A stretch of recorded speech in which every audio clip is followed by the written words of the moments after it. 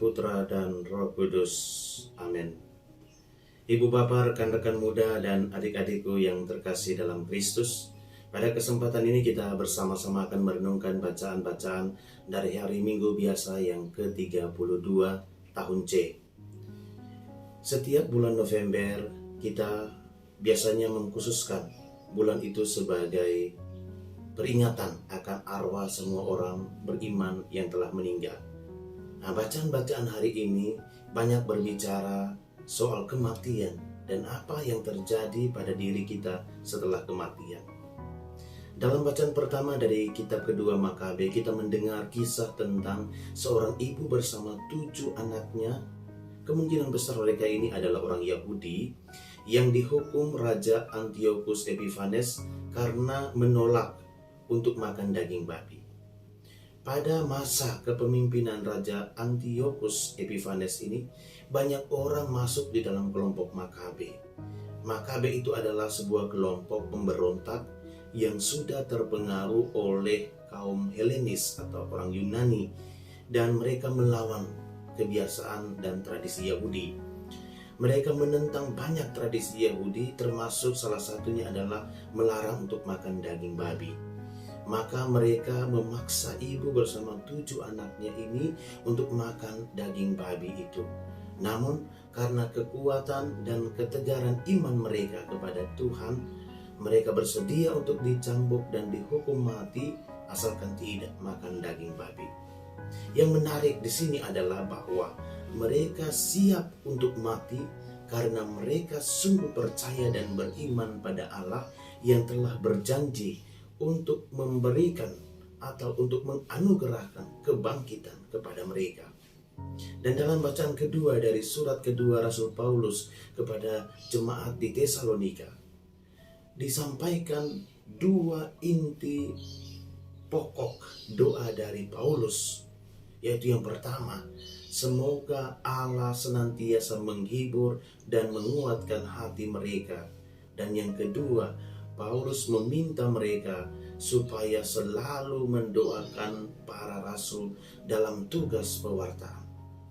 Mengapa Paulus menuliskan surat ini dengan bunyinya seperti itu? Karena jemaat di Tesalonika sedang terombang-ambing oleh pengaruh luar yang membuat mereka menjauh dari Tuhan dan meninggalkan kekristenan yang telah ditanamkan oleh rasul-rasul. Dan dalam bacaan Injil kita mendengar percakapan antara Yesus dengan orang-orang Saduki. Orang-orang Saduki ini berbeda dengan orang-orang Farisi. Yang membuat adanya perbedaan di antara mereka adalah orang Saduki adalah orang yang kaya, sedangkan orang Farisi adalah orang-orang yang sederhana.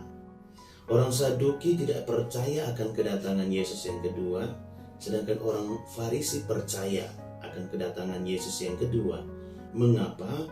Karena orang-orang Saduki nyaman dengan kehidupan mereka di dunia ini, maka tidak mau seorang raja yang datang untuk mengganggu kenyamanan mereka dengan hidup berlimpah akan harta kekayaan. Dan dalam bacaan Injil hari ini yang kita dengarkan dari Injil Lukas, ada satu perbedaan lain yang muncul, yaitu orang Saduki tidak percaya akan kebangkitan badan. Mengapa? Karena orang Saduki hanya menerima 5 kitab Musa, Kejadian, Keluaran, Imamat, Bilangan, dan Ulangan. Di luar itu mereka tidak menerimanya. Dan menurut mereka, dalam 5 kitab Musa itu tidak dimuat soal kebangkitan badan.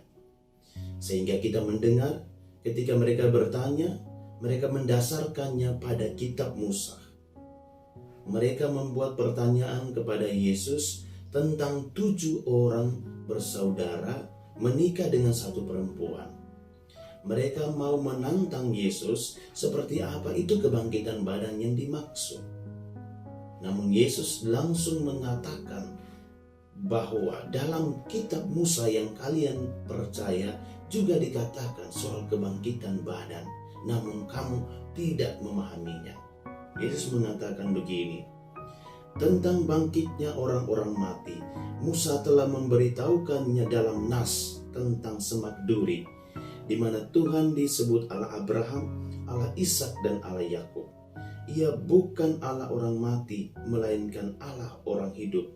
Sebab di hadapan Dia semua orang hidup.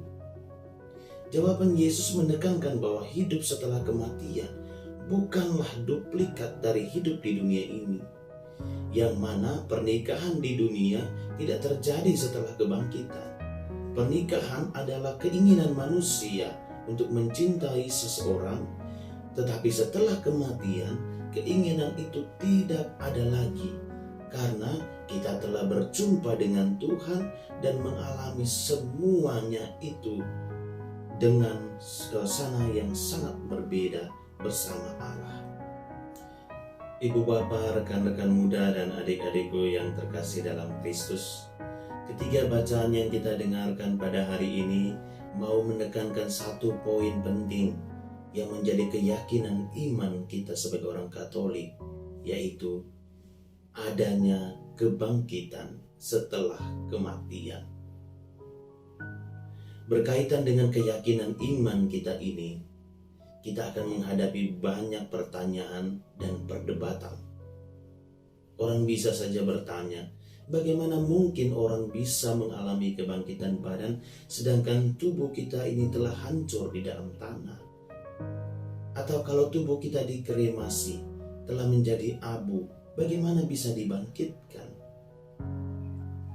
Saudara-saudariku, itulah yang tertulis di dalam kitab suci kita, bahwa Allah adalah Allah orang hidup dan bukan Allah orang mati, bahwa Yesus telah bangkit sebagai yang sulung agar kita pun dibangkitkan bersama Dia. Apakah masih kurang dengan keyakinan ini?